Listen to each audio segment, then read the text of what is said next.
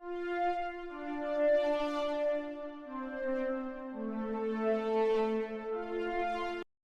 everyone, and welcome to the 27th SWW Show. It's me, AJ. I've got Mike. We are recording this way too early in the morning.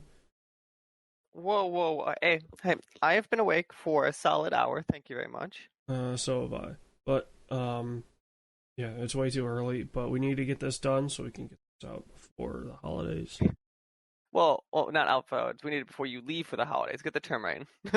Well, no, it's going out.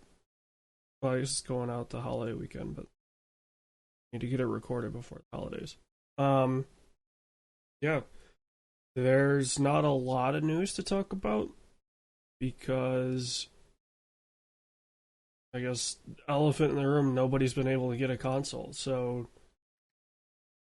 It has been in my cart a couple times and I've hit checkout, but then it just breaks. I don't even try. If I'm around and I see it pops up, I'll try because why not? But I have a hunch I'm not getting it till after Christmas. Just a hunch. I mean, like at this point, probably the only one I'll get is a PS5, and there's nothing, there's nothing that's like, hey, you need to get this. Because, I mean, I have a fairly decent computer. I can still run stuff at 1080 for 100 frames a second on high or ultra. Hmm? And if I was going to upgrade anything, my first priority would be to get a 3080. And those come back in stock. Those are just as hard to find, I thought. Those are harder to find. Which is impressive to be harder to find. Well, they're harder to find because all of the initial stock went to these YouTubers that are putting like 15 of them in a case. Are you implying that's not? Hey, that's a really cool look. I doubt they function, but I mean, it's a weird, like, tech YouTubers are a weird flex. Like, yes. hey, I make $500,000 from each video that I post because I get 15 million views on it or whatever. So I can pay $1,000 a card and just basically outspend everyone. Tech YouTube's also a wild bunch because, like, I'm gonna say this is the problem a lot of times when you see. I think the YouTube crowd reviews tend to have the problem more than other sites is they tend to hype everything up independent of it being good. Yeah, I mean, like, who's MKBHD, Marquise Brownlee, he actually does a pretty good job because he kind of tells it like it is. Like, he's advertised in every podcast I listen to, I feel like. Yeah. He, well, I mean, I would say he's probably the best tech YouTuber out there if you're looking for reviews. Mm-hmm. Because he's not really like, he's not beholden to one platform, right? He's not an iPhone guy. He's not an Android guy. He has one of each. In terms of computer stuff, he's not beholden. So, and it's not like he's in the pocket of Apple like an iJustine or in the pocket of Google. So he can tell it like it is. And so you meant though, there's a spot for the people who have a tighter relationships. I think for those platforms, I think you have to just always understand they have that tighter relationship. Also, yeah, but at that point, like, don't be a reviewer. Or be a reviewer that's very clear. I mean, I just like, I don't know, like, you can't be, because of the way a lot of these payments and things work for the deals. I guess, yeah.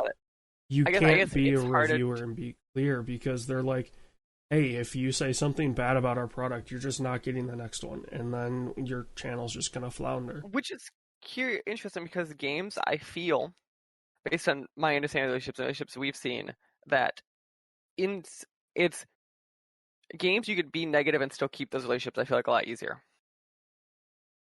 Yeah, because There are exceptions, obviously, but I think broadly Yeah. speaking.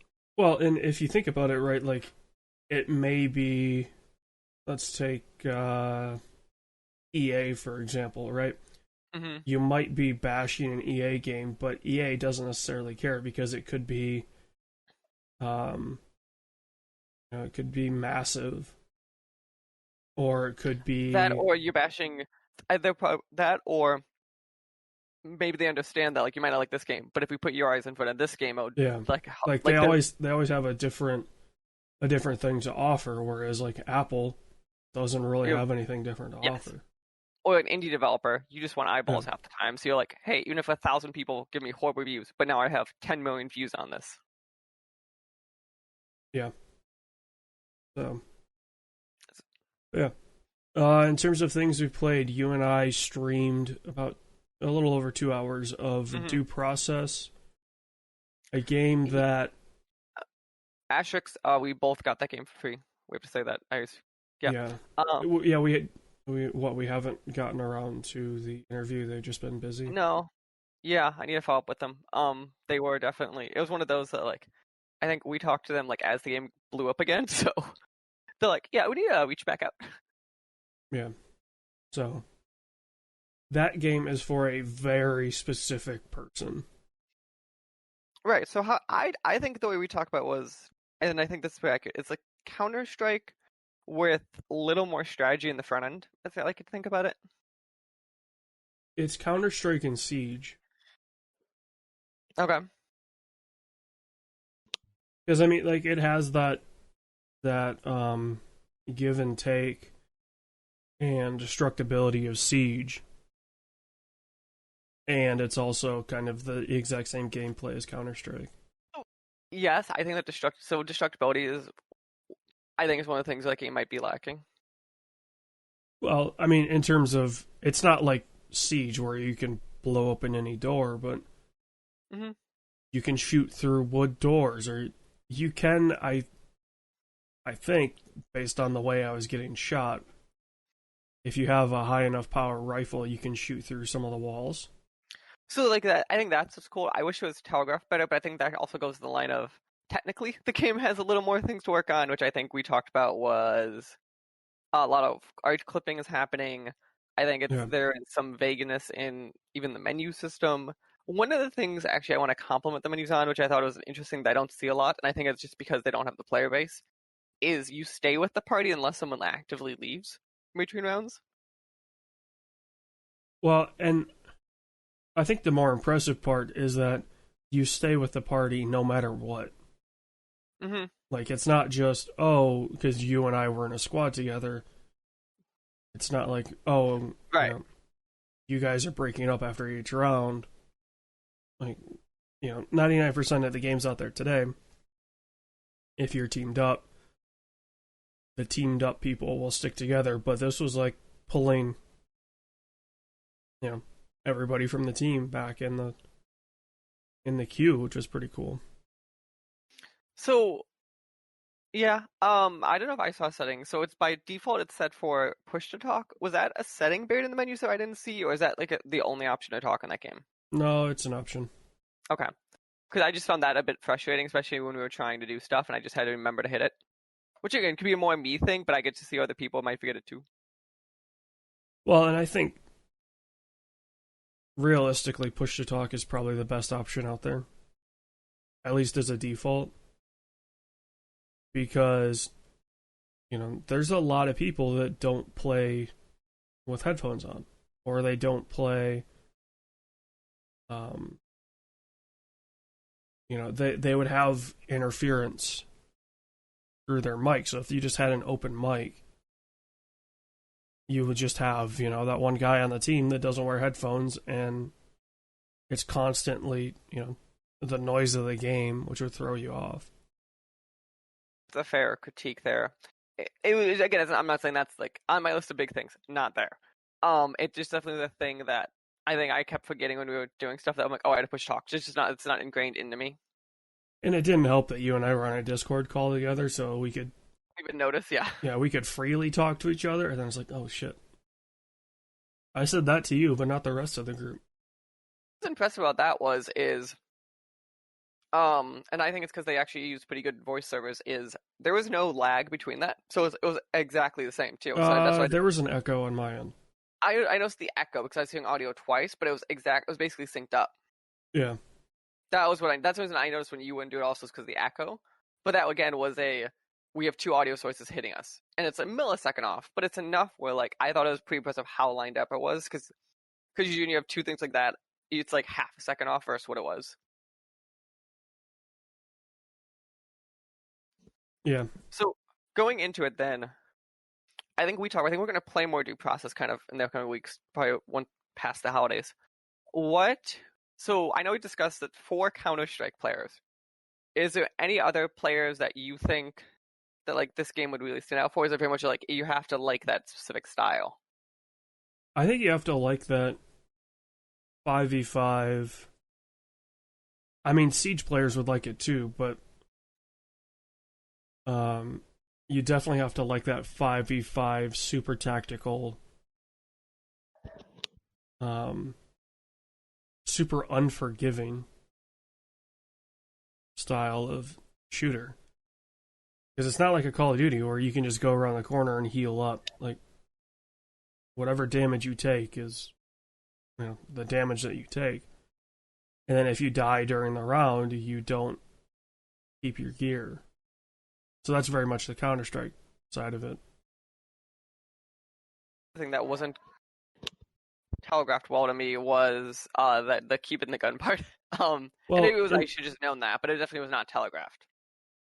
Like, the tutorial, for as kind of useful as it is to introduce you to the controls and some of the new stuff that they have, it doesn't explain what the game is at all. No, it definitely does not. It definitely was like I could see where someone could be like, "Oh, this is a game you're facing AI." Like I could just the way that tutorial kind of worked, it did not feel. Yeah, it felt like it was a 1 to 2 person game, not 5v5. Yep. So, yeah, I mean it's little things like that, right? Like, I don't think this is a bad game at all, and I think it's going to grow into a great game. I just think there's a lot of little hurdles they're working on. Like, the core of the game is there, and it's very good. Mm-hmm.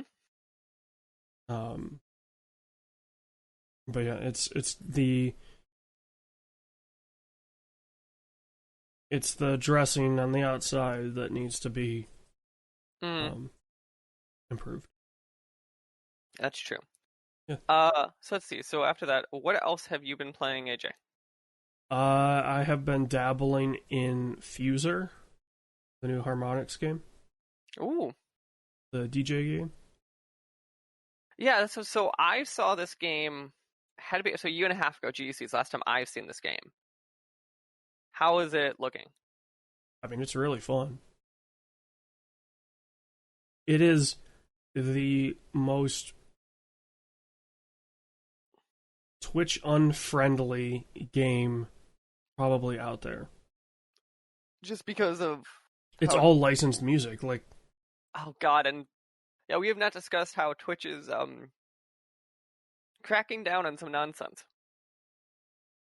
Well, Twitch is automating their DMCA stuff, which worked really well when YouTube did it.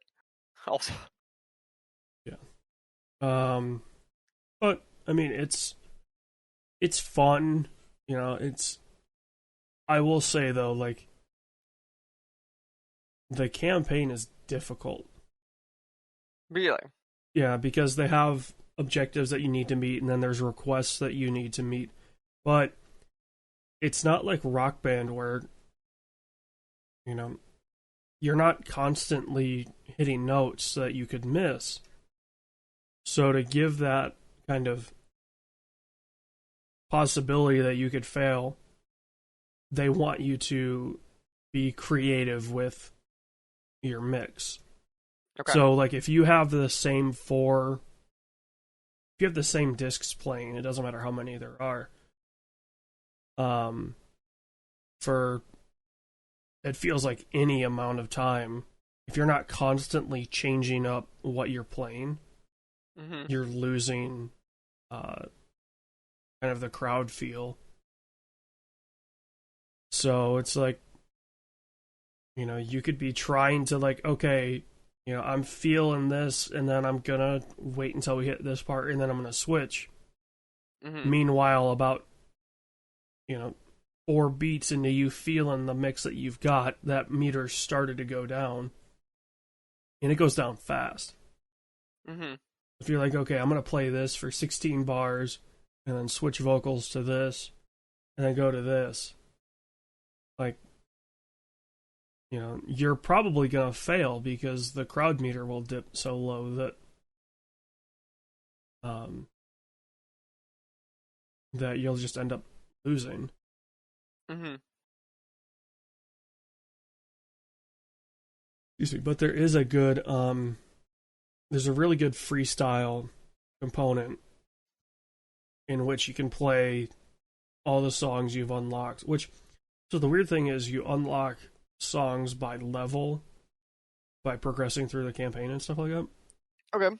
But then you have to buy them. What? Like they give you a currency that you earn for leveling up and stuff like that. So I don't know. I'm always weird on that. So to me, I think the correct answer is you obviously get tokens, and then you should have like 2 sets of tracks, and one is the unlock and one's the ones you buy, and that they probably shouldn't correlate. I mean, they give you a fairly decent list of stuff to play off of already, that you don't have to buy if you get the $100 version.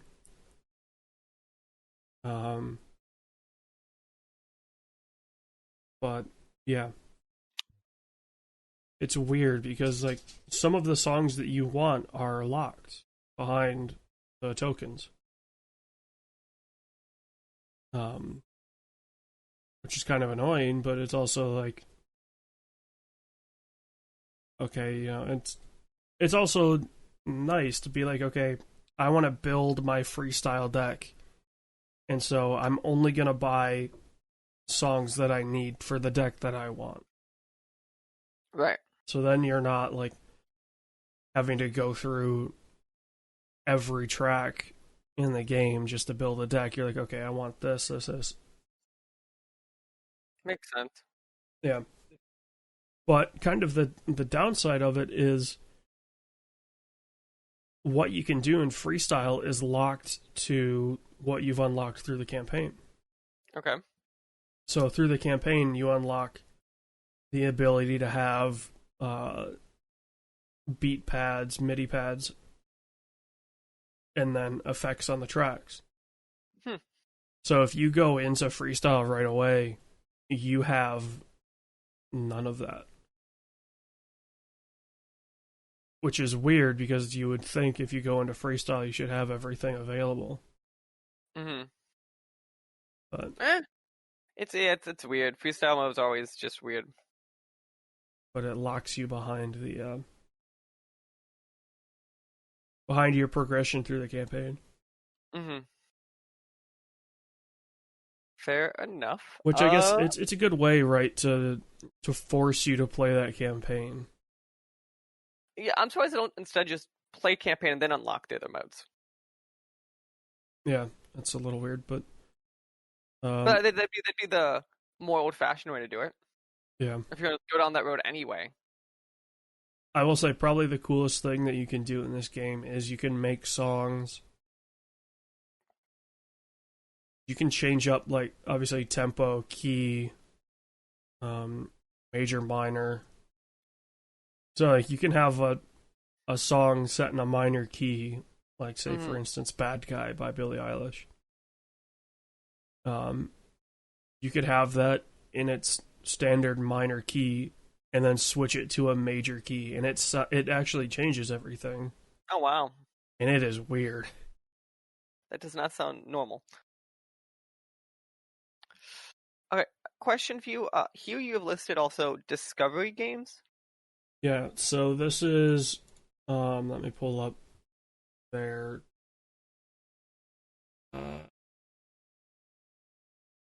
who exactly makes these. Because I am unfamiliar. I don't think it's the thing I got you, so I'm unfamiliar on this. Code Horizon is the name of the company. Okay. They made Giant Machines 2017, Oh no. which that was a pretty funny quick look from what I remember on Giant Bomb. Um, and then they went on to make games based on a couple of Discovery TV shows. Mm-hmm. So they made, and they're both kind of like, they're both simulator games. Okay. Shocking. Yeah. So they've got one based on Gold Rush, the show. So it's set in Alaska. You're a gold miner. Okay, that also I was about to say. I feel like I should know Gold Rush. Yeah. And then they have one based on the Diesel Brothers TV show. So that's more of like a car mechanic simulator. Mm-hmm. Yeah, they're both half baked, but also a little too serious. Hmm.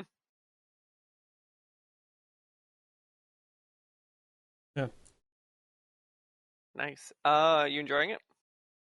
I mean, I like the Gold Rush one better than the Diesel Brothers one because the Diesel Brother one is so much like a ripoff of Car Mechanic Simulator Mm-hmm. that it's like, okay, you know, if I wanted to play this, I could have played, you know, my completely modded out Car Mechanic Simulator 2017. Mm-hmm. Rather than this half-baked version of it. Mm-hmm. But yeah, it's pretty good. So like they get around the creative mode where everything's unlocked by having like $1 mode. Yeah. Yeah, so in Gold Rush, it's $1 mode. In Diesel Brothers, it's you just have unlimited money. So in Gold Rush, you have to quote unquote buy things, but everything costs $1. So you start out at the base plot that is $1. You get your hand stuff, and the second you make any money from gold, you can just buy whatever you want. Mm-hmm. So, yeah. It's actually pretty tedious because you need to manage water, power, gas. It's a lot of that stuff. So. It melts away the hours of.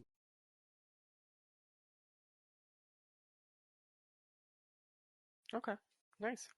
So I don't know if we've talked about this. So when I have Axis and Allies here listed, right? Have you played Axis and Allies before? No. That's the board game. So I used to play the old version board game, which is about like a 4 foot by like 3 foot board game. So dense, but not giant. This new version, I think, is like 7 feet board, and it's like a 7 by like 3 feet board. So it's you go through. There's three of us playing it. It's turns, obviously, and you going through World War II. A turn's taking us about an hour and 10 minutes. Yeah, it sounds like the D&D game you It is probably a good. That's probably a good comparison. It's I enjoy it because it's Axis and Allies. It is. They have definitely made that game a lot bigger and a lot more dense than it used to be. And what's interesting about this is there's technically two games, kind of a European and an Asian map. And what we did was you can merge them into one game, but you also play them individually also. And I just find that interesting because of how they have adapted it now. So you could have this really big game, or you could play like a still big game, but not as atrociously big game. have. So yeah, so if people are interested, it is Axis and Allies 1940. It's either Asia or Europe. I think I enjoy the Europe board more, but we are playing both combined, which is just making it giant. Also, it's an expensive chunk of change when you get both boards. I It's bet. like $160, I think. Well, it sounds like the what shit. I think Cards Against Humanity. If you get everything at this point, is like Yeah, but hear me out though. Cards, I don't understand why anyone would want to get everything for Cards Against Humanity. yeah, it's a lot, but it's also like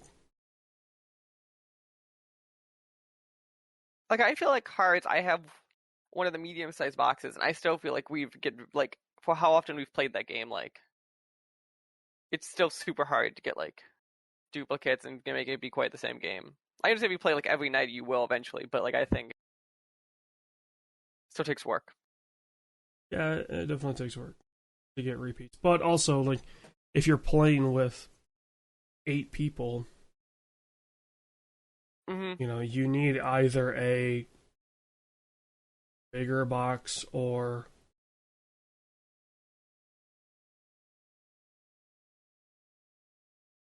you need expansions because you will run out of Mm-hmm. cards to use. It's a little worrying when, because I mean, like, so you know, kind of my sense of humor when I play that game is very much like I go for what I laugh at. Right. And the issue is if you don't, you have to know your group as part of Yeah, that game. yeah. If you're playing with a bunch of old whites and they have no idea what a hentai bukkake is, and you have to explain that, it definitely kind of breaks the feel of that joke. Mm-hmm.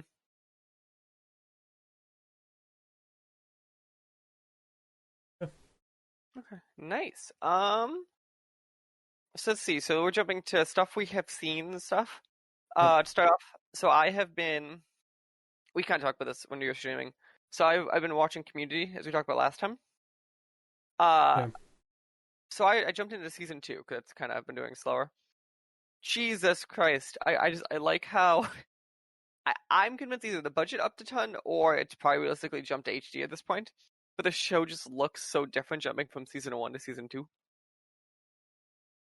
and it's just really weird watching shows at that time as they hit that transition. Yeah.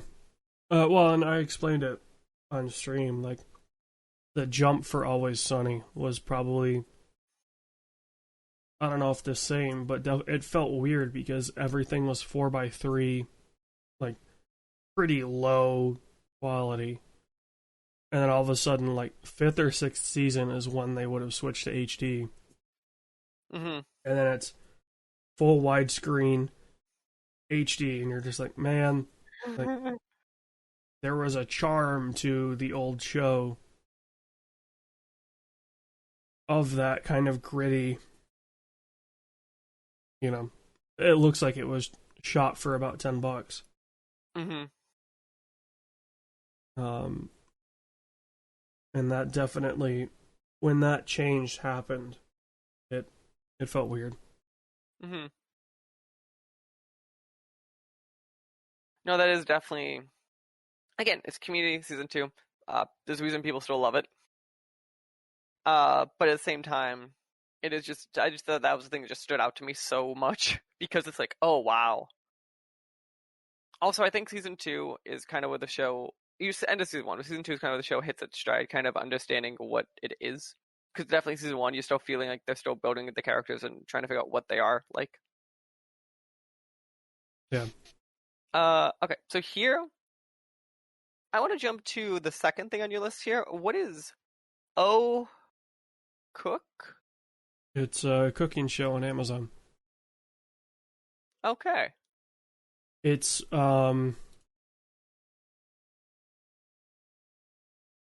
it's from James May, who is the one of the 3 behind the Grand Tour and the old Top Gear. Of course it is. Yeah, and he made a cooking show. So how is it? It's all right. It's funny because he is of the 3. James May is the one that's like the most weirdly relatable, and like he's not a huge fan of doing TV stuff. Mm-hmm. And he blatantly admits like I don't know how to cook. Mm-hmm. So this show is me learning how to cook, and when I fuck it up, It's my fucked up. my home economics person is gonna fix it for me.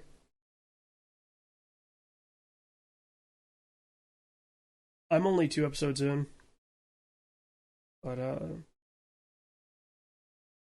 yeah, if it's anything like his Japan series, good. That is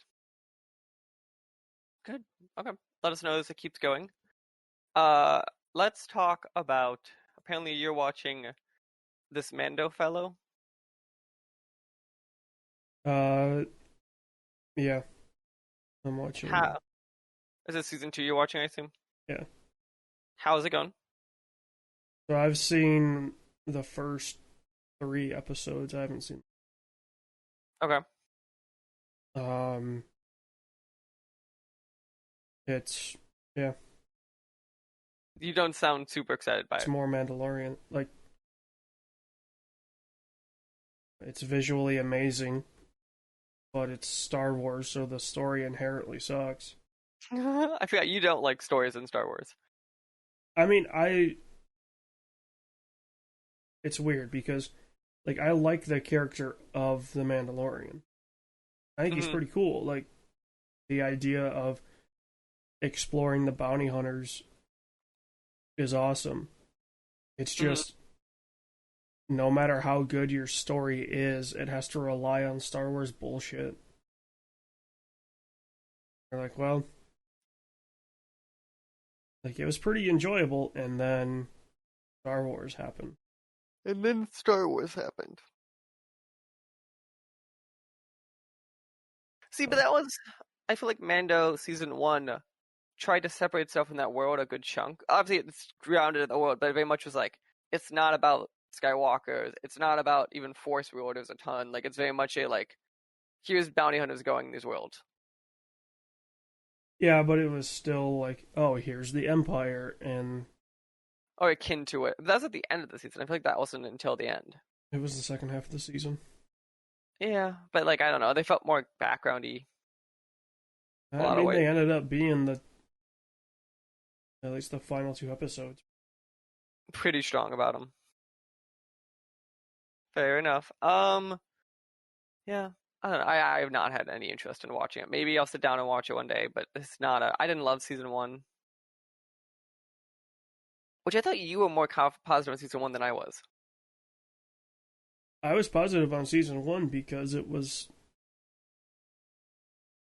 it was as far as you could get away from the Star Wars bullshit until the very end. This one's just it's full on, Star Wars bullshit. yeah.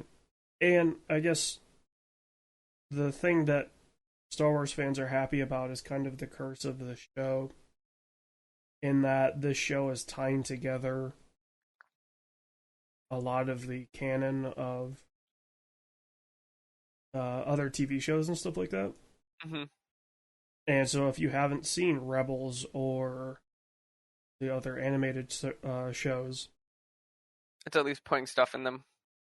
well, they're talking about like, there's characters in Mandalorian that are from Rebels. Ah, okay. And so I'm like, dude, I don't care. Like, who is this person? Why should I like? It's the one thing the Marvel movies did right. Hmm. The one thing, because God knows those movies are god awful. Otherwise, they made you care about the character involved because they explained who they are, where it pertains to the movie universe. Yeah, by the time a character was like in an ensemble, like that was one of the things they did super well was if I have an ensemble of 5 people, you may be meeting one of them the first time, but you've had movies with the other 4. And like every time there's just like a new character, but the rest of them you have a foundation of to explain. So like by the time you get deeper and deeper, you know these characters. Yeah. So it's kind of the thing that I can bash Mandalorian on, that it relies too heavily on being. I think it relies too heavily on being a Disney Plus show, because they're like, oh, you can just go see Rebels because it's on the platform. It'd be funnier that if as you pause it like during that moment, it'll be like, "Are you confused? Go check out this episode." I mean, that's kind of what like the Amazon X-ray stuff is. That is, it'd be their version of it, but they have access. They know they have that stuff on the platform, so they could. Yeah, but Where I am not X-ray has to confident. assume. Yeah. Yeah, I'm not confident in Disney's handling of digital platforms to be able to figure that out. Fair. So. Nice. Otherwise, I also watched like a week ago, Django Unchained for some reason. Django.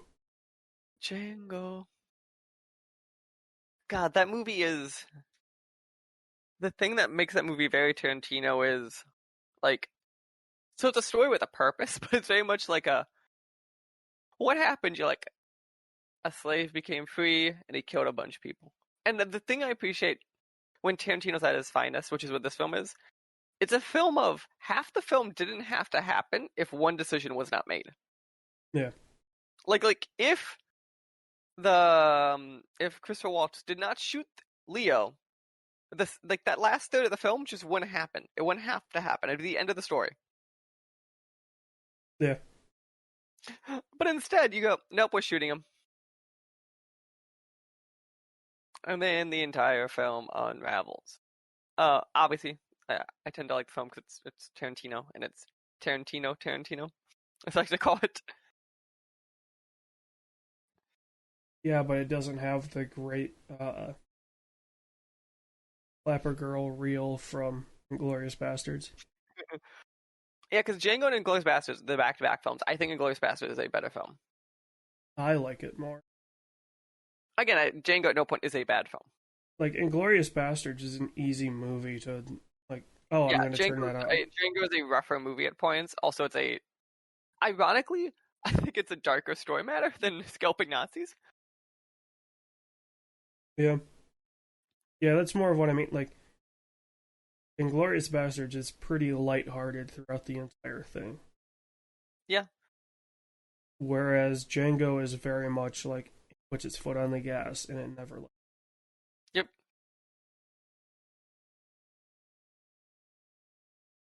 Okay.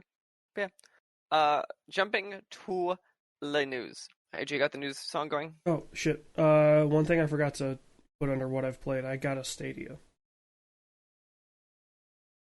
Jesus Christ. How is that? Once I figured it out, it's not great. I was really hoping that you're gonna be like, once I figure it out, I'll let you know. No, so Google was giving them to anybody subscribed to YouTube Premium, because I'm sure they just have a warehouse full of these things. Mm-hmm. So I got it, and it gave me 3 months of Stadia Pro. And I fired up Ember because that's a game I've played on PC.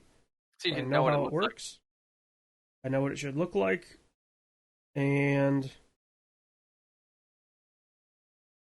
it had issues even at 1080. Really? Like, my internet should be fine to stream that.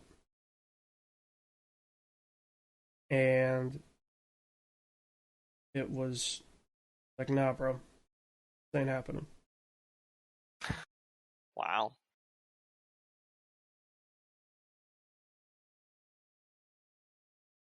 That is. So you're not a fan? Not right now. The idea of it is cool. Just be like, oh, I have a Chromecast. And, you know, like if you don't have a smart TV, I think this is probably the Stadia deal is a pretty good deal. Like you get a Chromecast Ultra, which is like $70 anyway. Hmm. So for another 30, you get to try out Stadia and you get a fairly decent controller. Hmm. No, that is interesting. Are you paying for the subscription or? No, so the entire thing was free.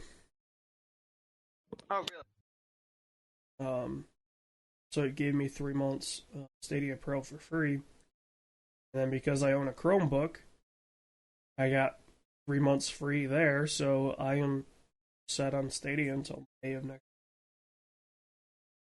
You will be paying, right? I won't be paying.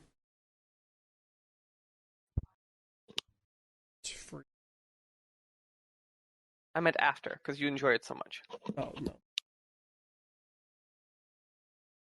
All right, so news. I don't have a news. Hey Jake, we give you jobs to do, and you don't give me songs. Okay. Have So you figured out the Spotify integration for our podcast yet? you forgot to remind me. Also, I thought you were supposed to break it into segments for that. I asked you if we wanted to do that, and you said no, it should just work. That's true. It should just work. I just have to remember to do it. Remind me when you upload this one, and we could do that. So breaking news to start with. I put this in the big news section because it is important news that the world must know about. AJ, how excited are you? McDonald's is finally bringing back the McRib. The McRib is disgusting. AJ, why do I talk to you? You are a hopeless person with no joy in your life. Do not badmouth our children like this. I mean, it's bad. Like there are better rib sandwiches that you can get.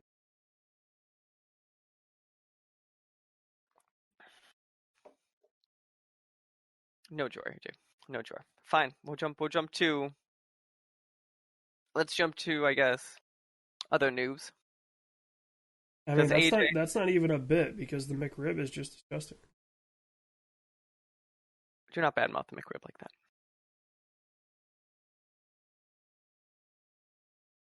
It doesn't deserve good mouth.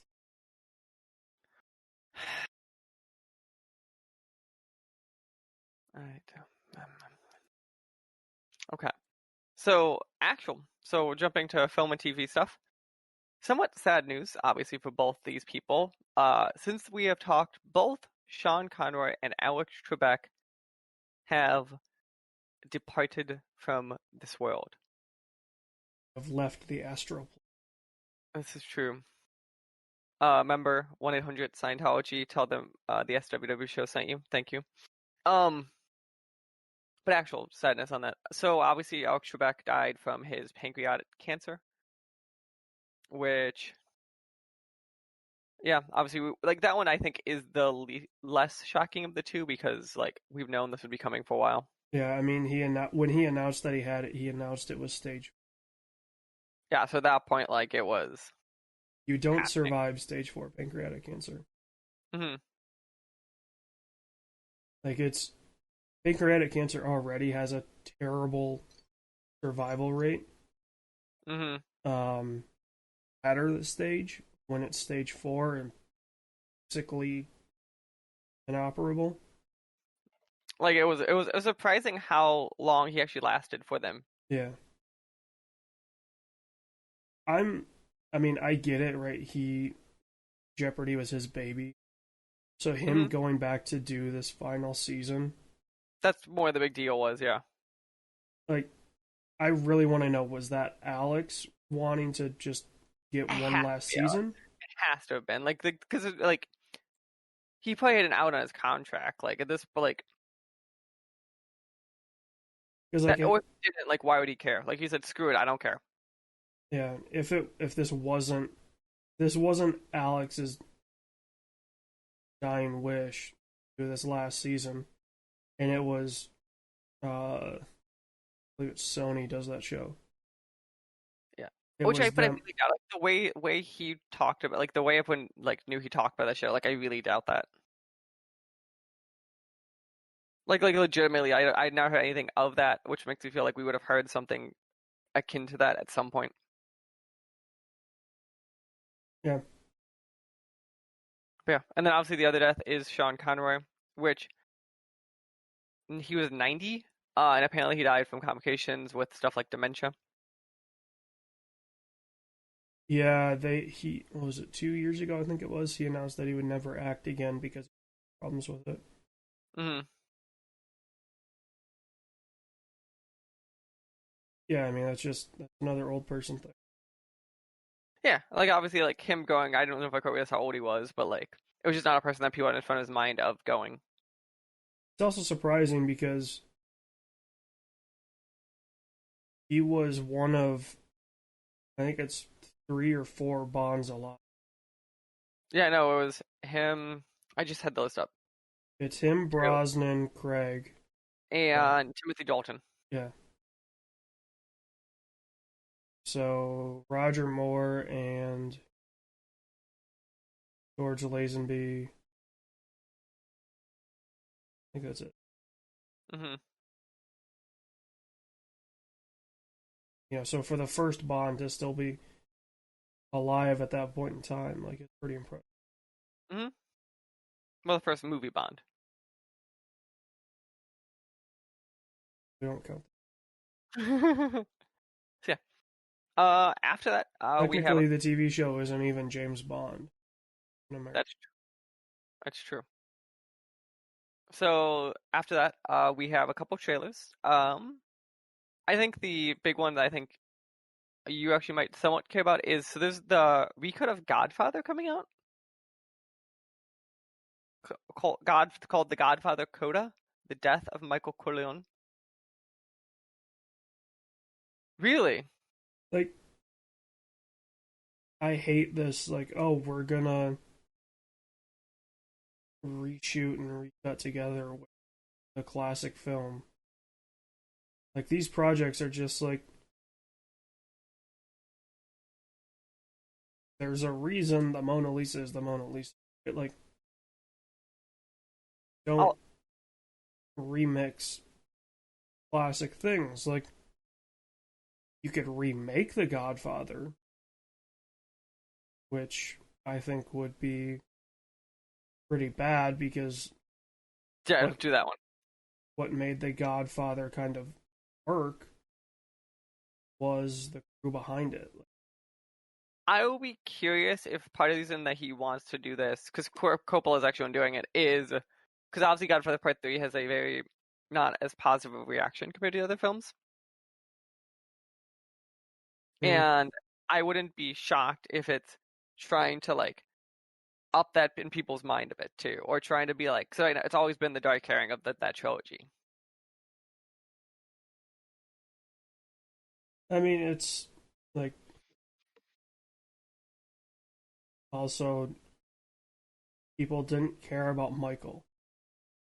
Yeah, no, that's fair. Like he was a person in which we cared because he pushed the plot forward. I don't know if I don't know though, because like part two, that is Michael. They don't care about old Michael. Well, if you look at like ratings for 2 and 3 are significantly lower. I thought two was that is not true. One is Godfather. still, I mean, maybe critically 2 was ranked higher That's than what 1. I'm like. No, Godfather Part Two is ranked higher for sure. Okay, Godfather.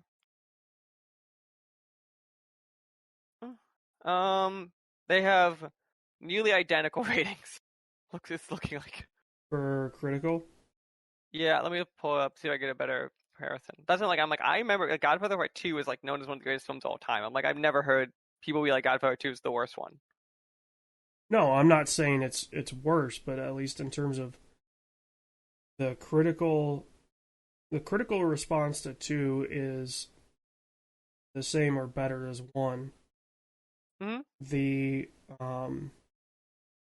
fan response to 2 was much lower. I don't know. And what are you comparing? Because I always said Game of Thrones was better on 2. That's why I don't understand that. Mm-mm. No, at least when it first came out, 2 was very much seen as people liked 1. And then all of a sudden it's, Vito's gone, and, what do you do? And then 2 comes out, and it's like, okay. Not that there's anything wrong with 2. I mean, I'm not a huge fan of the Godfather franchise in general, but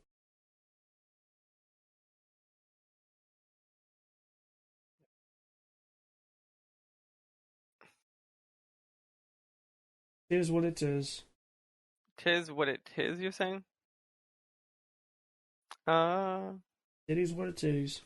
I don't know if that's what that's not what it said. I think. It is what it is. That's the same. Okay. Okay. So yeah.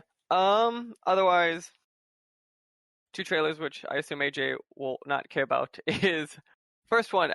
There is apparently a Shark Boy and Lava Girl sequel coming out. I saw the backlash on Twitter. Because it's Pedro Pascal and not. Yeah. Also, like I understand Shark Boy and Lava Girl has like always been like a cult film that people care about, but not in that way. Question is, how does Netflix just feel like they have too much money? I think Netflix has a. Because it's Ryan Rodriguez also, isn't it? It is. It's Robert Rodriguez. I'm sorry, Rodriguez. It's Robert Rodriguez also, which is the wild part to me. I think the problem that Netflix has, and this is the case for Netflix for the past couple of years, Netflix wants to be their own thing. Yes, but it's interesting they're using IP that they don't outright own. Well, but like they don't necessarily care how they get the IP, right? Like they want their service to be exclusive, which I mean they've pushed for a while. Which we didn't put here. They're also raising prices again. Yeah. So is Hulu for the live TV. But live TV, I feel like people are less outraged when you raise that price. Because Netflix, I feel like raise price like every year. Yeah. Yeah. Netflix has been raising their prices every year. Netflix is. Their stance has been, we want our platform to be Netflix only. Which, okay, fine, whatever, but if you want it to be Netflix only, you can't make it HBO price. Yes.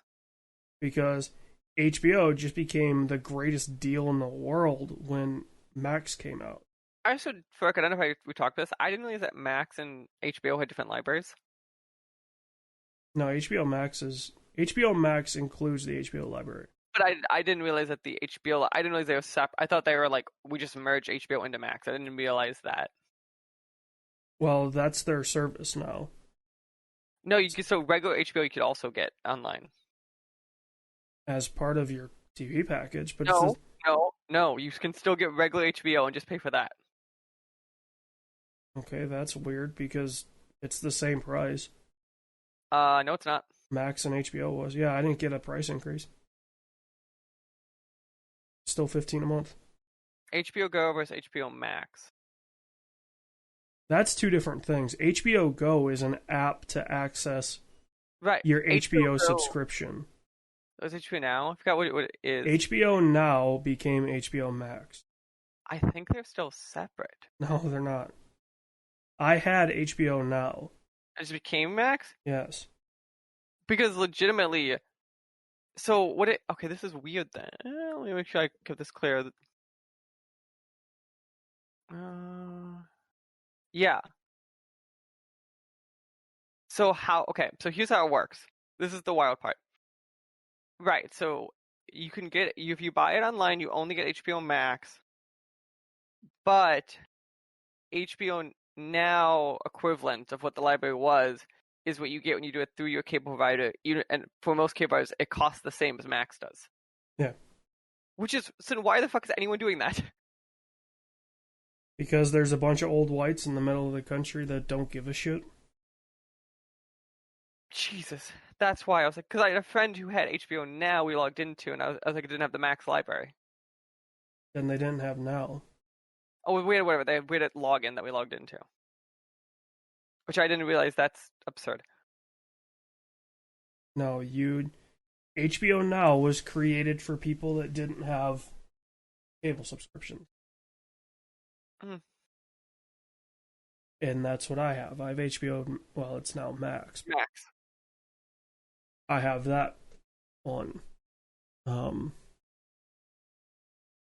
Yeah, which is why when you're going off about how they're different, I'm like, no, I know exactly what it is. Have it. Fair enough. Okay, so our final trailer. So, remember the success of everyone's favorite Sonic movie? Sanic? Sonic? In the continuation of those great films, apparently we now have a live-action Tom and Jerry coming out.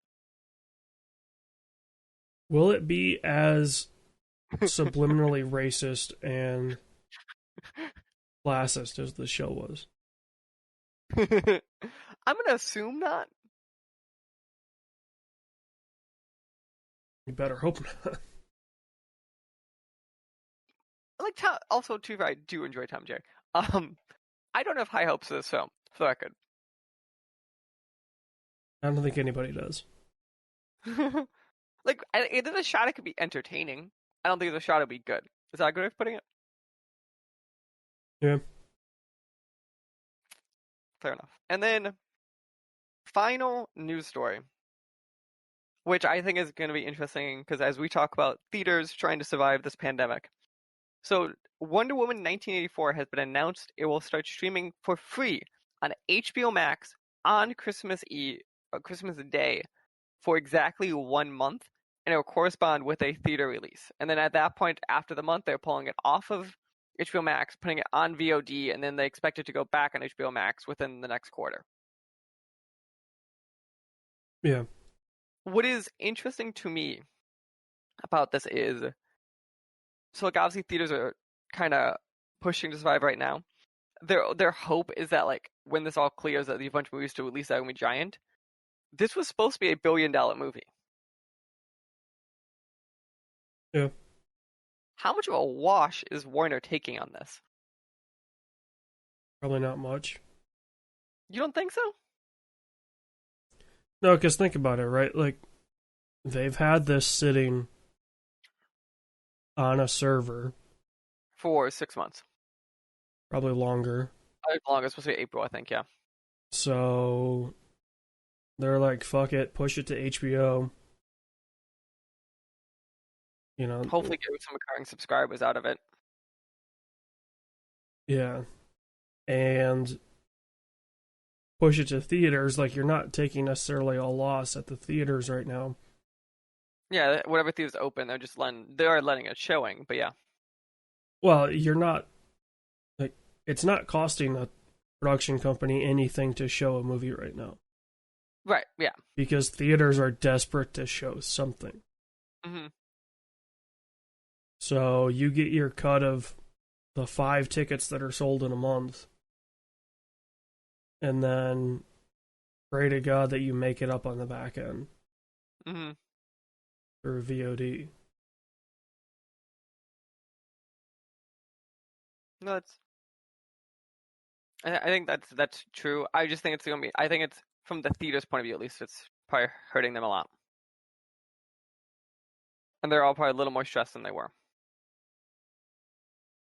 I mean, it's still like, if you're, one person, it's cheaper to go to the theater than to get HBO for the month to watch Wonder Woman. Depending where you live, I don't know if I agree with you. I'm sure a lot of theaters have dropped their prices. If they've dropped their prices, yes. If it's normal theater prices, I think we're probably at about a break-even point. I mean, even if you go off the national average, it's like $9.50 or something like that. Is that how much? Is that how cheap it is? Yeah. I've never lived in an area where it's that cheap. That's why. National average. If I could type. The national movie theater average is 2018 was at 911. Yeah, and it hasn't really gone up much. It might be like we'll say maybe 920. That means now. Like that's probably what we're talking. It's like low nines. Yeah.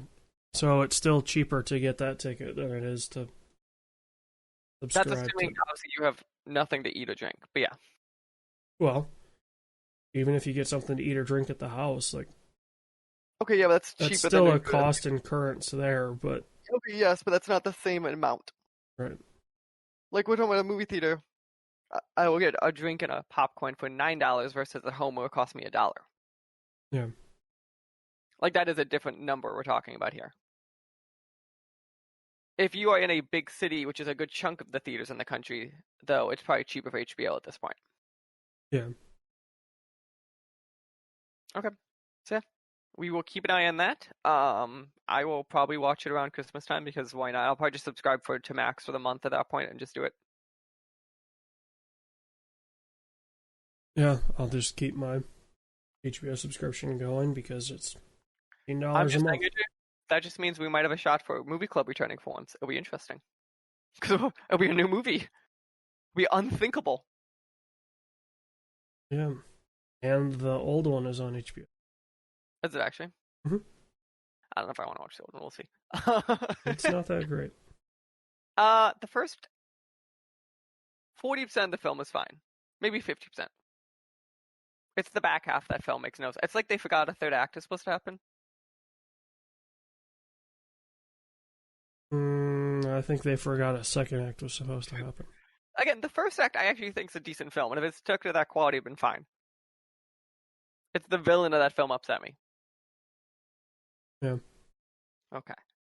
Now we are on to video game news. First news story in which AJ called the most obvious thing ever. Yep. IO Interactive has announced they are making a James Bond video game. I mean, the Hitman reboot was trying so hard to be a James Bond game. Yep. I also think that, in general, like I agree with you, it made a lot of sense, and I assume they're gonna do really well with it because that just feels like a team that I would trust making a James Bond game in modern times. Yeah, I mean, IOI has yet to prove why we should doubt them. And especially a game that theme-wise, if you do it right, I feel like would be so similar to Hitman. I mean, I don't think there's really anything that you can point to in their catalog since maybe Kane and Lynch. Like, didn't people not like that last Hitman, Absolution? I mean, it was just a divergence from the Hitman formula. Okay, so Kane and Lynch. It wasn't bad. Like Absolution wasn't bad. Here is Eidos's entire catalog since the year 2000. You ready? It's not Eidos, it's IOI. I'm sorry, IO Interactive. Hitman, Codename 47. Hitman 2, Freedom Fighters in 03. Then you have Contracts in 04, Blood Money in 06, Kane and Lynch in 07. Mini Ninjas. Okay. I think that was a mobile game, maybe? Mac, Windows, DS, PS3, Wii, 360. I definitely don't remember that. So that was probably a small scale thing. Their first Square game was Kane and Lynch 2 in 10. Absolution was 12. 2016 was Hitman. Hitman 2, which is when they separated from Square, is 18. And then in January, we will have ye old Hitman 3, which I assume you'll be playing on Stadia. No, I might give the Unreal launcher, Epic shot? Launcher, whatever it's called, a shot again because I want to play that in VR. Right, I forgot that it's playable in VR. That's still I'm hoping Bond might have a similar mode because I think you could have a similar assassination. Because I feel to me, yeah, Hitman just makes so much sense in VR. Like it just feels like it could work. No, it'll either work great or it'll be Sad. it'll be worse than Boneworks for motion sickness. Yep. So we will see, and we will keep an eye out for more news on Le Bond. Top PlayStation 5 story, which we kind of hit at the top, and I'll kind of wean in with the rest of any PS5 news we have, is basically in Japan, they've announced PS5s will only be sold at launch, which makes sense because they are impossible to find. They'll only be sold digitally. Yeah. I think it's fair to say they're impossible to be found right now, besides if you're a scalper and have bots. Yeah, I've seen, if Twitter's anything to go by, the most recent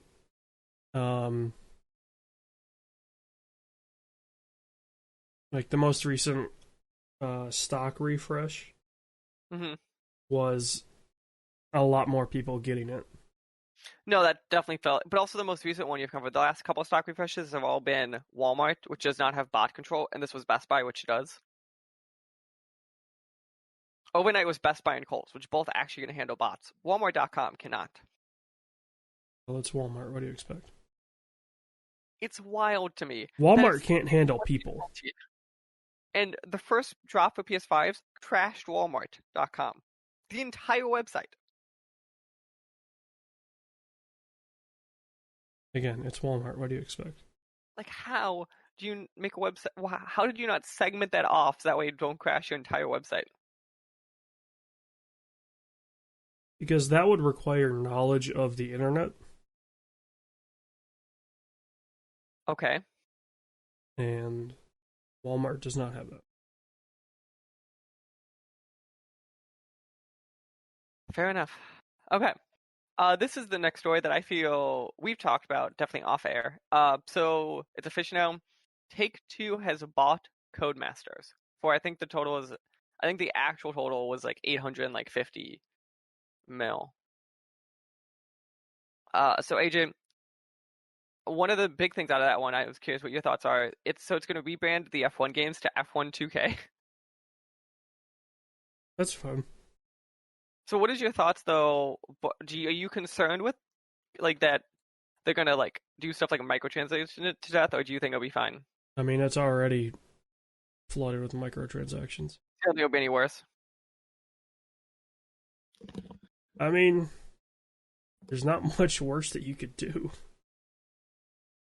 That's fair. Like, if you buy the base version of F1 2020, basically all you have is the 10 teams in F1 and the F2 stuff and like some real shitty decals. Mm. If you want to customize anything, it's a microtransaction. That's fair. I mean, it's not pay to win. Like, you couldn't do that. Okay. Fair enough. Next news story we have. Finally, after how many years has this been rumored, AJ? How many years has it been rumored that we're going to get the Mass Effect Remastered trilogy? I think since 3 came out. I think since 3 came out and the next gen console. So let's say it's been 7 years of rumors. Apparently, the actual rumor is that it was Mass Effect 1 that's making it taken so long. Yeah, Mass Effect 1 on the PC is dog shit. And my assumption is they're just emulating the PC versions because that'd make the most sense. So yeah, but after, goddamn, what's interesting though is so it's coming out sometime next year in spring in quotes. It's all 3 of the original games. Obviously, no multiplayer in 3. But no, I thought they were including the multiplayer. No, they weren't. I didn't think they were. I thought they were just redoing it so that way they didn't have to. You're making me look this up while we talk. Next spec includes single player base content and DLC from 1 to 2, 3, plus all promo weapons, armors, and packs. Yeah, no. They've not said the word multiplayer. What is interesting to me, though, on this, so it's the BioWare news story on the blog, right? It is for Xbox One, PS4, and PC. There's two major things I'm curious about. So first off, they make it very clear. They will have target enhancements, but not next-gen ports, right? For Series X and PS5. And then, do you notice the other thing that's massively missing on this list? Price? The Nintendo Switch could run this fucker. No, it won't. So, Mass Effect 3 is on the Wii U. I am positive the Switch can run it. The Switch would run this at about 5 frames a second. I don't know if I think it'd be... I think you can't do, obviously, like the 4K packs. You could lower the textures and it'd be fine. I mean, they've said the Switch is basically a late run PS3. I've heard it's in between PS3 and PS4 can... Well, a late run PS3 was basically as high as you could get without jumping up to the PS4. Mm-hmm. So... But PS3 ran Mass Effect 3 easily. Yeah. Also, that was plugged in the entire time. Handheld Switch performance for this, you're going to be able to count the frames. You're going to be like, well, there goes frame 1. A minute later, there goes frame 2. 10 minutes later, there goes frame 3. Nice. And then the other news story buried in this is that they're very clear they are working on the next Mass Effect, quote, with a senior team. Hard at work envisioning the next chapter. They haven't started anything. Fair enough. So in 4 to 5 years, we will hear about it. In 4 to 5 years, we'll see the first teaser. In 6 years, they'll announce that BioWare is closed. In 10 years, you'll see Mass Effect 4 or 5 or whatever they're going to call it released under the EA branding.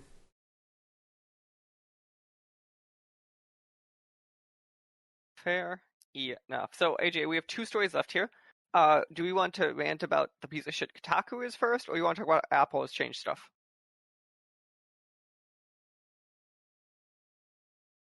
I mean, Apple's change is pretty small. It's just...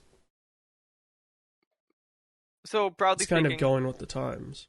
Yeah, it's switching it to 15% for any developer. So right now, Apple's current cut is 30% on the App Store. If you're a developer that makes under $1 million in revenue via Apple, you now have a 15% cut, which obviously it was a needed change. I bet you they also made that change to try to deal with the Epic lawsuits. Well, that's not going to matter because Epic makes more than $1 million in a day. You don't think that's going to matter? Well, no, because they're not changing for if you make over $1 million.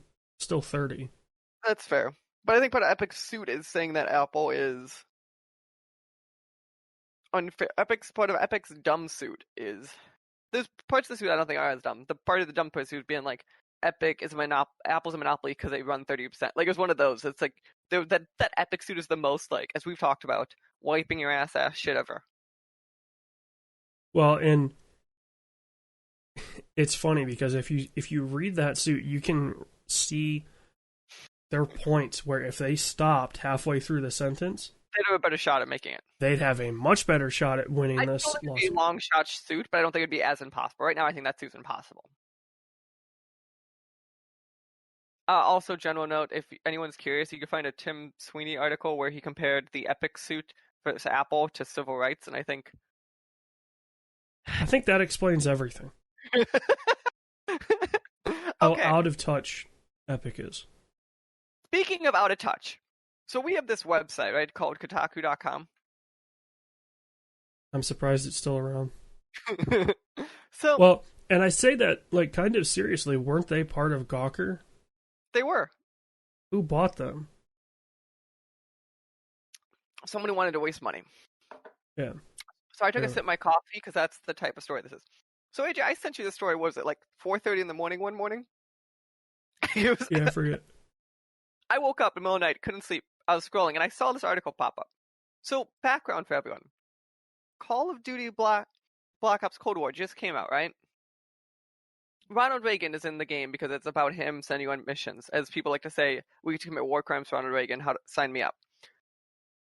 So you would think that if there was an editorial on Kotaku about Black Ops Cold War, they would explain being like, oh, here's why it's not realistic, or here's why it doesn't fit with the theme of Call of Duty, right?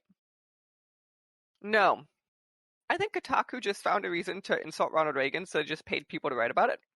The article, and I quote title, in case you missed it, Ronald Reagan was a scumbag.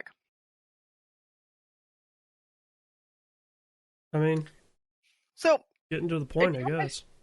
if you want to critique him, like I'm not gonna like he's one of those presidents that I probably tend to like more than you do, and I'm not gonna say he's perfect and uncritiquable, right? I don't fully understand the point of this article on your video game website about Cold War. I mean, I think the critique that he has, and Has nothing to do with the game. well, in a way, Trump has it too. Like anybody that's wasn't a politician, the way that they handle the military is uniquely different to somebody that was a politician. So I think that's a stronger critique you can make of Trump than you can of Reagan. Legitimately. I guess also Reagan was going into the Cold War, and like it was a completely different situation. But I think it's a different situation. I would argue he's handled the military party akin to like a W. Bush, who was a politician always. W at least had a threat. Reagan definitely had like I argue again. I think Cold War era is a different era than now. It was, I mean, we're gonna At the get into time, it was. we're gonna get into Cold War politics because the Cold War, like, nothing would have ever happened. I don't know if I agree with you on that. Like, legitimately, I don't think I do. No matter what the opposing countries said, neither of them wanted to be the one to launch the nuke. Yes, I will 100% agree on that one. But I also tend to agree that. So you have like the Eisenhower years, where like America was actually losing on the ground front game and technology wise, and the concern was if we got back to those years, what would it look like? Which, again though, but here's my whole thing. Going back to this, independent of our opinion on Cold War politics. Okay, this article is not a critique of that.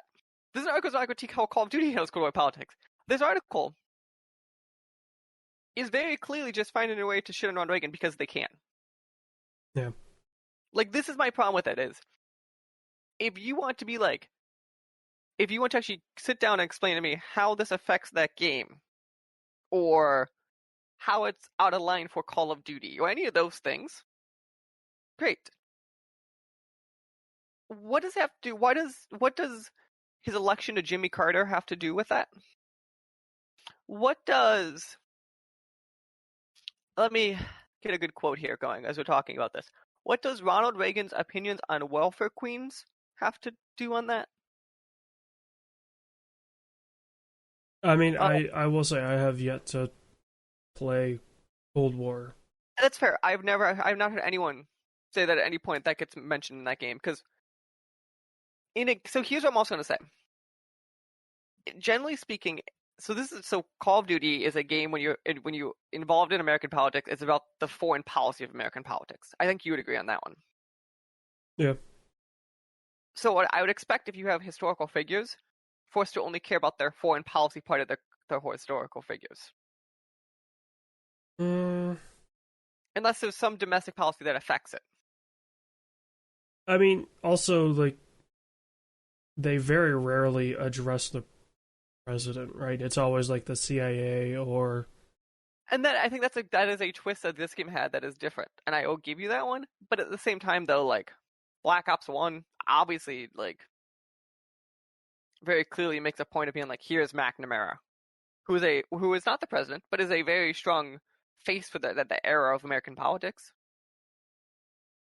Yeah, I mean they'll attach themselves to maybe one or two big names, but they've never addressed the top dog, because they've always been like, oh, this is a CIA mission or this is whatever, so we don't have to get approval from the president. But that's the whole thesis of this game is we're pretending that Reagan sent everyone on these missions that we don't know he did or didn't send or whatever. We don't know. Like the thesis of this game is like Reagan is the top dog actually appointing these versus the CIA. Yeah, it's yeah. I just think this I goes mean, back to my list also of like this time period, right, of the Reagan era is the time where the CIA was the most just swinging their big dick around. Mhm. And the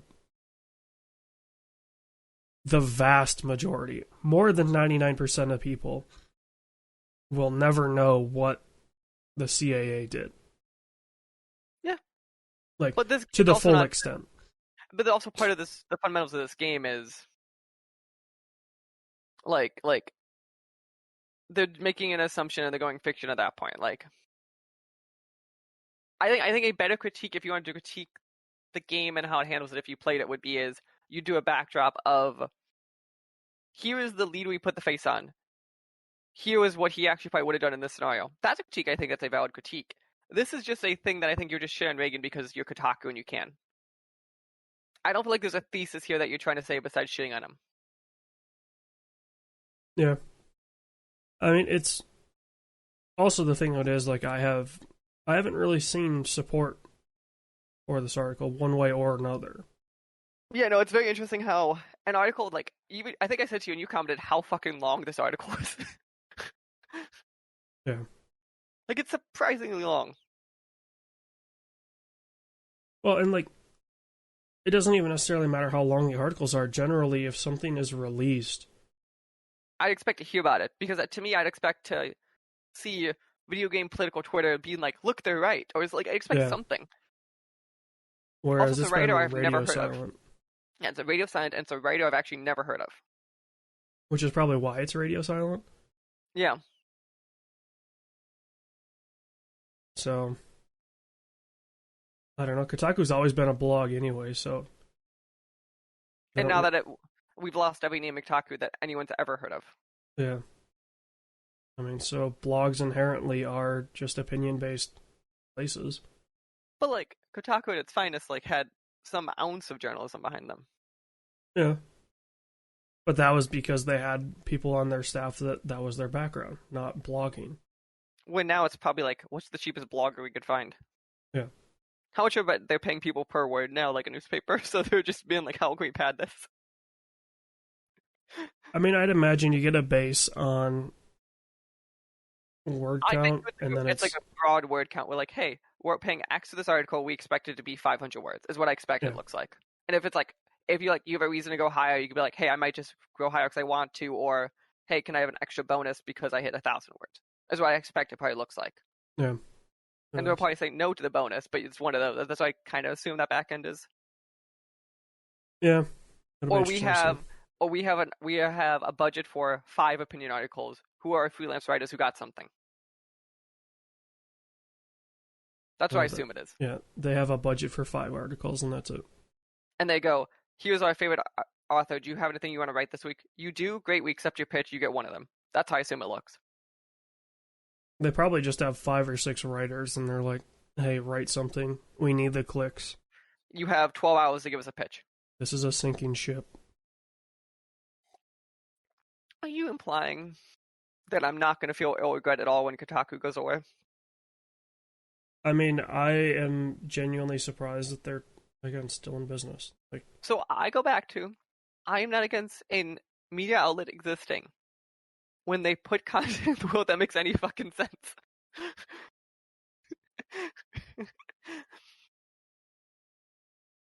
I feel like it's, what is it, every 2 months we rip on Kotaku or Polygon, like every 2 to 3 months? I mean, Polygon's kind of. Do they exist still? Yeah. You gotta think about it. I heard that hesitation in your voice. Well, no, I couldn't remember if they got like if they're part of somebody. They're part of Vox. Yeah. Well, I knew they were part of like somebody had acquired them, but I couldn't remember if they were like Waypoint where it's now Vice Games. Like I couldn't remember if it was one of those situations. No, I think it's Polygon is just Polygon. That was my hesitation because I didn't know if it was, if they were still Polygon or if it was something else. So if we go on Polygon.com, let's see. Now we're doing this. This is how we're ending the show. We get to rant about media outlets that at one point were relevant. We both agree that like give it 5 years, it's gonna be like Giant Bomb, IGN, and GameSpot, and else gonna die, right? I mean, it's going to be IGN, GameSpot, and I think I think Giant Bomb's more insulated because it's a subscriber service, and if they need to, they probably spin it off into this being an independent thing. Like there are ways for them to survive. I mean, that site is going down as soon as Gerstmann decides to retire. Yeah, well, no, that is fair. Which, I mean, he's got a kid now, so him retiring is probably pretty close. I bet you it takes more time because of money and where he lives. I mean, he'll be able to freelance. Like, his name carries enough weight that he could work anywhere.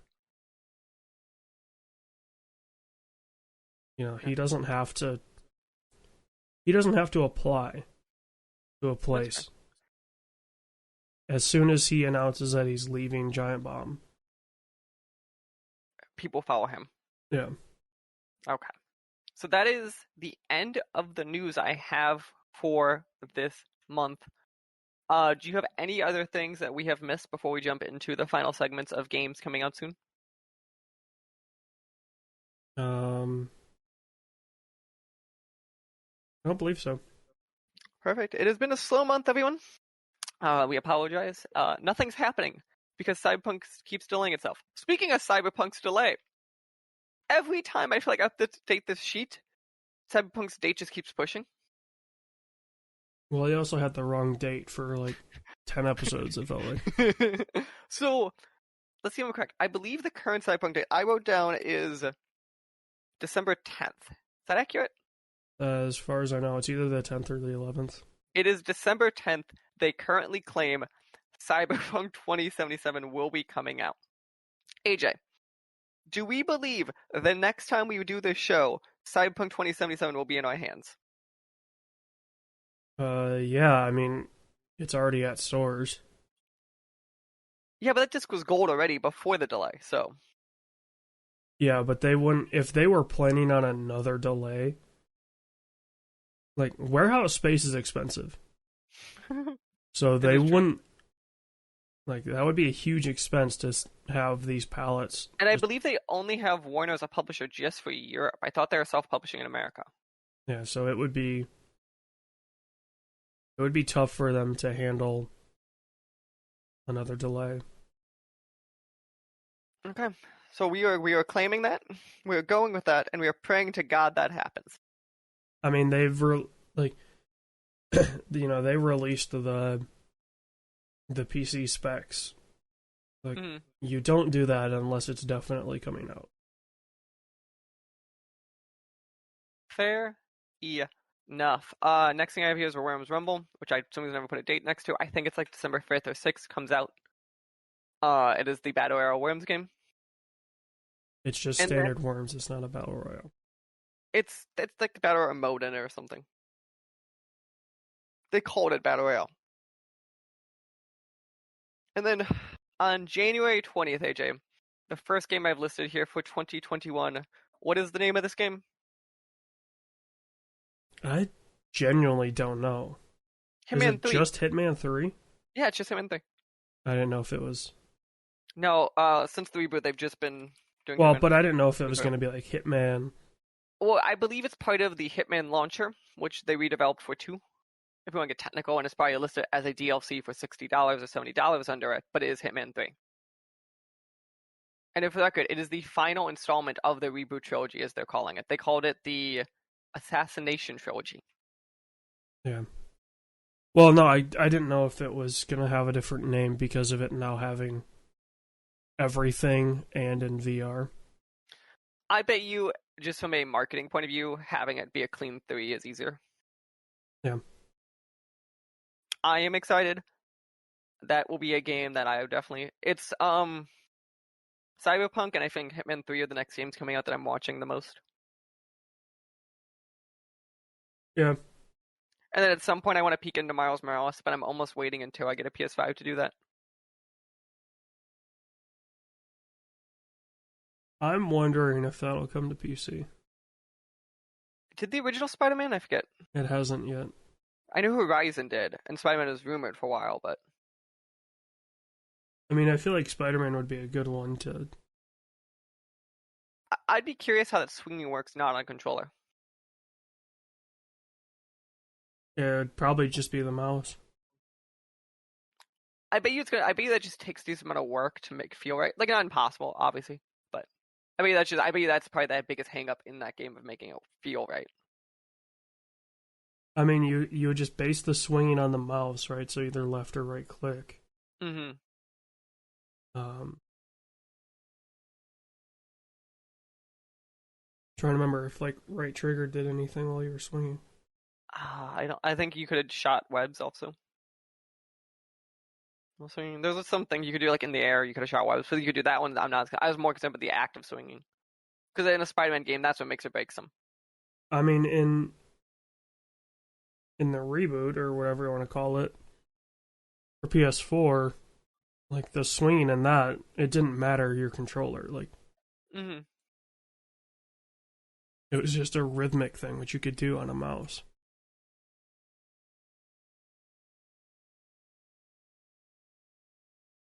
Mm-hmm. Yeah. Nice. So that will do us for, I guess, technically December. Even if we sent. So am I dropping? Wait. So am I dropping this? I guess in November. You want me to? Okay. I was just gonna hold it for a week, but I guess in the beginning of the show you said we're not. Well, you claimed you needed something for the holidays, so I figured that's what this was. Oh well, we also had interviews. I could have dropped too. So. Either way, this is your December show for December of 2020. We will be back. Probably will be recording right before Christmas, is my guess, right before New Year's. Talk about the news of December going into the next year, and then hopefully next month that means we could bring back some form of movie club and figure out what that looks like, with new stuff somewhat dropping. And at some point in our lives, theaters might return among us. I'd probably say keep an eye out on our Twitch. We're going to start advertising a little bit more. If me and AJ keep on and off doing these Wednesday streams, we'll start letting people know. We'll see, obviously, what I'm doing this week, but I think that feels like something we might start doing on and off, just 'cause it seems like we were. But nothing set in stone there. AJ, anything else for the people? Not that I can think of. Nice. Stay frosty, everyone. Stay frosty. This episode is partially brought to you by the Humble Choice program. Did you know Humble Bundle has a great monthly subscription service that lets you get a ton of video games every single month? That's right, from plans range from $5 to $20 a month, you get a hold of a bunch of free games they have available to you. And you can use our code down in the description below to go and sign up. It would help our podcast and help you see what great games are available for you this month. This podcast was a production of the SWW Show. To learn more, go to theswwshow.com. Remember, you can follow the show on Twitter at the SWW Show. You can follow me at Mikey_Maroney. You can follow AJ at LowSeatBoy. Remember, new episodes premiere on Friday, 9 a.m. Central Time on anchor.fm/SWW and podcast services around the globe.